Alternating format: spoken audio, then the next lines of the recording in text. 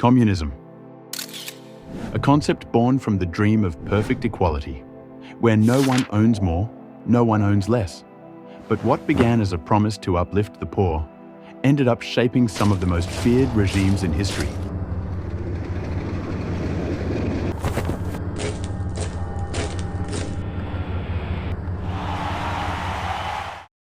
In the 1800s, during the Industrial Revolution, workers in Europe faced long hours, low wages, and terrible living conditions.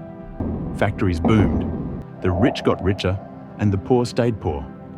Amid the chaos of factories and rising inequality, a man saw this and asked, what if the workers owned everything, equally? That man was Karl Marx, a German thinker. He envisioned a society without social ranks, no elites at the top, no struggling masses at the bottom, just everyone on equal ground. A system where no one owns more than another. But Marx didn't plan a step-by-step manual for what he envisioned. Still, his writings became the foundation for future revolutions. Forward to 1917, Marx's ideas inspired a real-world revolution in Russia.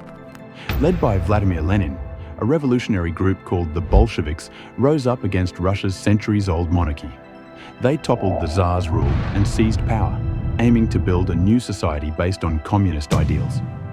Lenin promised land for peasants, power to workers, and peace. But once in power, the new government banned opposing parties and censored the press. Then, the country faced civil war, famine, and brutal crackdowns. Communism arrived, not as a utopia, but as a storm that reshaped a nation, leaving hope, fear, and an unforeseen reality. After Lenin's death, Joseph Stalin took control. He industrialized the Soviet Union rapidly through building factories, roads, and weapons. Under Stalin's reign, millions were arrested, exiled, or killed. Fear became the system's backbone. It was no longer just about equality, it was about control. Then, after World War II, communism also spread to China, North Korea, Cuba, and beyond. Each country shaped it differently. In China, Mao Zedong's policies led to the Great Famine. In Cuba, Fidel Castro fought imperialism and brought health and education. But again, with censorship and political prisons.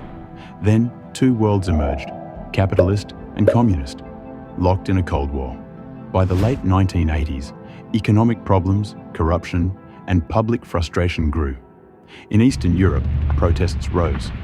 Then, in 1991, the unthinkable happened. The Soviet Union collapsed.